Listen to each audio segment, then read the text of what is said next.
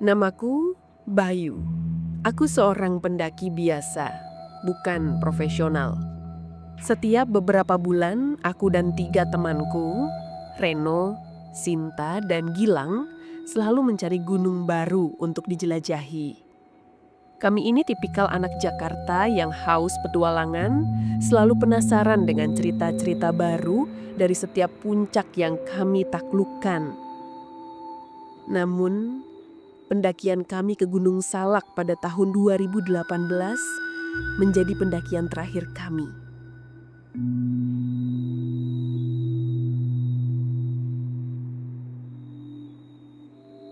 Setidaknya sebagai tim lengkap. Kami sudah mendengar kabar bahwa Gunung Salak itu angker. Banyak cerita tentang pendaki yang tersesat, bahkan hilang tanpa jejak. Orang-orang menyebutnya segitiga bermudanya Indonesia.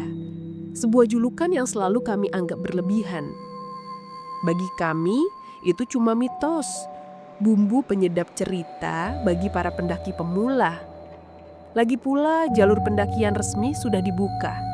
Dan cuaca saat itu sedang bersahabat, cerah tanpa awan mendung sedikit pun. Apa yang bisa salah? Kami punya perlengkapan lengkap, pengalaman yang cukup, dan GPS yang paling canggih. Kami merasa tak terkalahkan.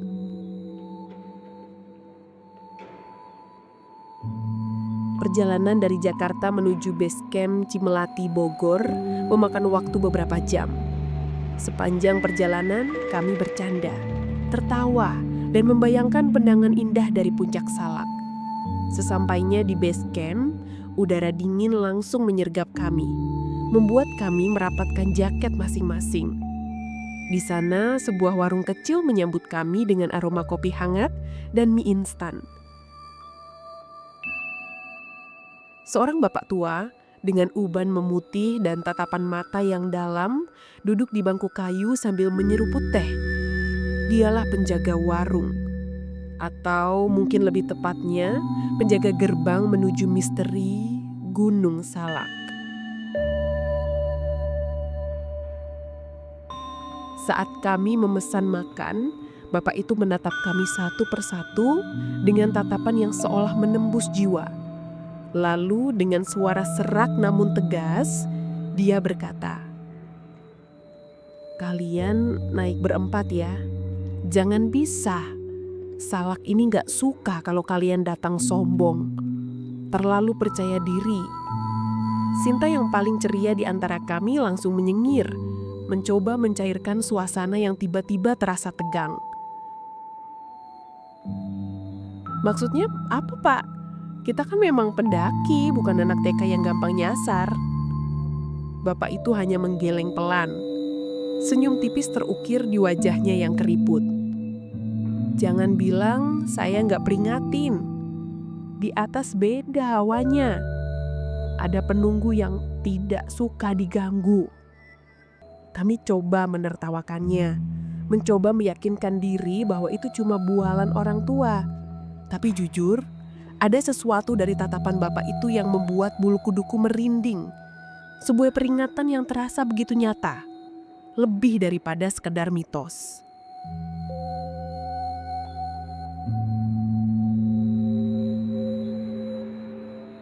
Hari pertama pendakian berjalan lancar.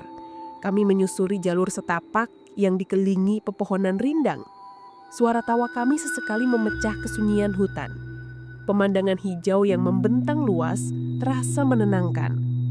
Namun semua itu berubah drastis ketika kami memasuki hutan cemara di atas pos 3. Tiba-tiba, tanpa peringatan, kabut tebal datang menyelimuti kami. Tebalnya luar biasa. Hanya dalam hitungan detik, jarak pandang menjadi kurang dari 1 meter. Seluruh cahaya matahari seolah tersedut ke dalam pusaran putih itu. Sunyi, sangat sunyi. Bahkan suara burung yang tadinya riuh pun tak lagi terdengar. Hanya suara nafas kami yang terenggah-enggah dan derap langkah kami yang memecah keheningan. Keheningan itu diperparah dengan sikap Reno yang biasanya paling ceria dan selalu punya bahan lejukan. Kini dia tiba-tiba diam. Wajahnya pucat pasi, matanya membelalak ketakutan. Tadi gue lihat orang jalan di depan kita. Dia pakai jubah hitam. Tapi waktu gue samperin, dia hilang gitu aja. Kayak ditelan kabut. Kami serentak berhenti. Sinta dengan sigap memegang tangan Reno, mencoba menenangkannya. Mungkin lu halu, Ren. Ini kabut tebel banget, bikin pandangan kita jadi aneh. Awalnya aku berpikir sama. Tapi kemudian pandanganku menyapu jalur di hadapan kami. Dan saat itulah aku sadar ada yang salah. Jalur yang kami lewati tak seperti jalur biasa. Tidak ada jejak pendaki lain. Tidak ada tanda-tanda bekas injakan sepatu. Semua seperti baru, seolah belum pernah terjamah manusia. Padahal kami tahu jalur ini cukup sering dilalui. Udara juga terasa lebih berat. Seolah ada tekanan tak terlihat yang mencekik kami. Hawa dingin yang menusuk tulang itu bukan lagi dingin biasa, melainkan dingin yang mematikan.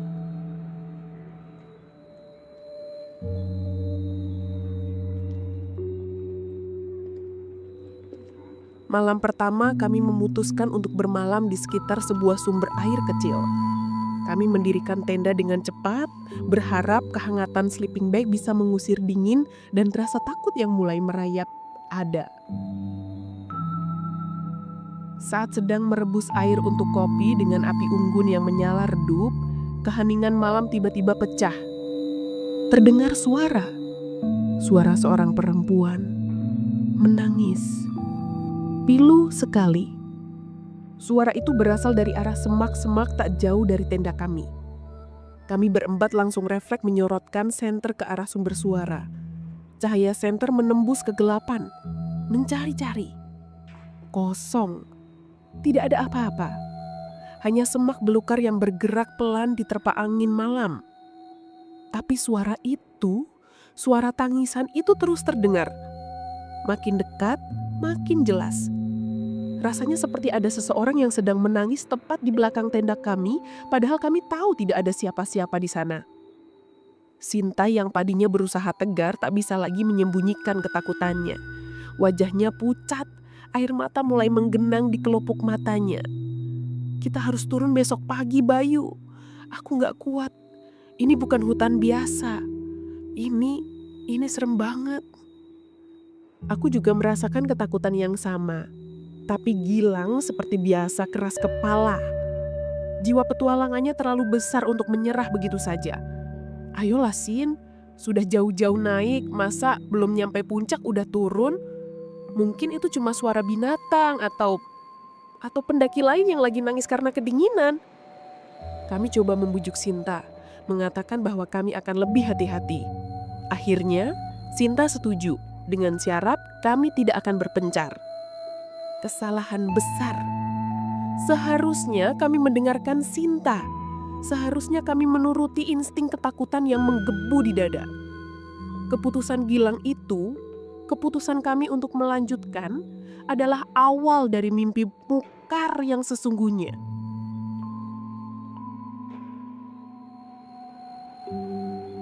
Keesokan harinya kabut masih sangat tebal, bahkan lebih tebal dari kemarin. Kami berjalan pelan-pelan, saling berpegangan agar tidak terpisah. Namun, tiba-tiba Gilang menghentikan langkahnya. Matanya menatap tegas ke arah depan, seolah melihat sesuatu yang tidak kami lihat. Itu, aku lihat jalur puncak di sana. Kayaknya lebih cepat kalau lewat sini. Kami coba menahannya, mengingatkannya pada janji malam untuk tidak berpencar. Tapi Gilang seolah kerasukan. Dia bilang dia bisa melihat jalur yang jelas, jalur yang akan membawa kami langsung ke puncak. Kalian tunggu saja di sini, aku duluan. Nanti aku kasih tahu kalau sudah sampai. Tanpa menunggu jawaban kami, Gilang melesat ke dalam kabut tebal, menghilang dalam hitungan detik. Kami berteriak memanggil namanya, tapi hanya keheningan yang menjawab.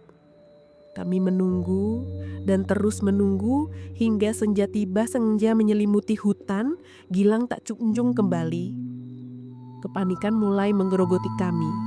Kami memutuskan mencarinya sambil menuruni jalur, berharap bisa bertemu dengannya di titik yang lebih rendah. Tapi anehnya, kami terus berputar di tempat yang sama. Kami melewati pohon tumpang yang sama, batu besar yang sama, bahkan sebatang dahan patah yang kami tandai dengan pita pun kembali kami temukan berulang kali. GPS di ponsel kami mati total. Kompas pun berputar liar. Jarumnya menari-nari tanpa arah. Seolah-olah medan magnet di sana sudah gila. Rasanya seperti kami terperangkap dalam ruang yang tak bergerak. Sebuah labirin tak terlihat yang terus menipu indera kami. Waktu seolah berhenti. Atau mungkin berputar mundur. Reno yang sejak awal sudah merasakan keanehan, kini mulai panik hebat. Tubuhnya gemetar tak terkendali. Matanya membelalak ngeri. Dia menunjuk ke arah semak-semak yang gelap, seolah ada sesuatu di sana. Gue denger suara Gilang. Tapi dia bilang, "Jangan cari aku. Aku sudah jadi bagian dari mereka." Suara Reno putus-putus, nyaris seperti bisikan. Ketakutan yang kurasakan saat itu melampaui batas. Siapa mereka yang dimaksud Gilang? Apakah Gilang masih hidup? Atau suaranya hanyalah tipuan dari penunggu gunung ini? Kami bertiga, aku, Reno, dan Sinta, terus berjalan tanpa arah, tanpa harapan, selama berhari-hari. Rasanya seperti berabad-abad. Kami kehabisan bekal, dehidrasi, dan nyaris putus asa. Tubuh kami lemas, pikiran kami kacau. Aku tidak tahu berapa lama kami sudah tersesat. Pada hari keempat, atau mungkin kelima, aku tidak yakin lagi. Kami tiba-tiba terbangun di sebuah tempat yang asing. Cahaya matahari menyilaukan mata. Di sekeliling kami, ada beberapa orang berseragam tim SAR. Mereka tampak lega menemukan kami. Tim SAR mengatakan, "Kalian ditemukan di sini. Syukurlah, kami sudah mencari berhari-hari." Tapi, yang dikatakan selanjutnya membuat kami terdiam. Tim SAR pun bingung. Anehnya, kalian ditemukan di area yang sudah disisir 2 kali sebelumnya. Kata tim kami, area ini kosong dan tak ada manusia. Bagaimana mungkin? Kami jelas-jelas berada di sana. Kami telah berjuang mati-matian untuk bertahan hidup. Apakah kami benar-benar tersesat di dimensi lain? Saat ditanya tentang Gilang, kami ceritakan semuanya. Tentang suara tangisan, tentang jalur yang berubah, tentang Reno yang mendengar suara Gilang. Tim SAR hanya menggeleng-gelengkan kepala. Tatapan mereka menunjukkan sebuah pemahaman yang dalam, sebuah rahasia yang tak bisa mereka jelaskan dengan kata-kata. Tim SAR pun berkata, "Kejadian kayak gini bukan yang pertama kali. Gunung Salak itu punya jalur gaibnya sendiri. Ada banyak cerita pendaki yang hilang tanpa jejak di sini, seolah ditelan bumi."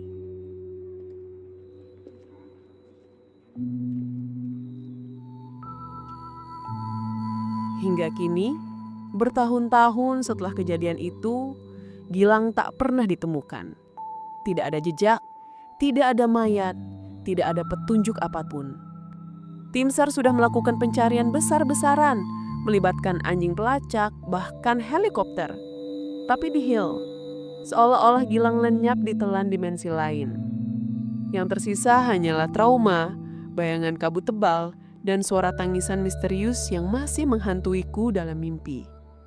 Dan sebuah foto terakhir kami berempat di pos 1 di awal pendakian dengan senyum ceria di wajah kami. Foto itu menjadi saksi bisu bahwa kami pernah naik sebagai satu tim lengkap. Sebuah kenangan pahit yang tak akan pernah kulupakan.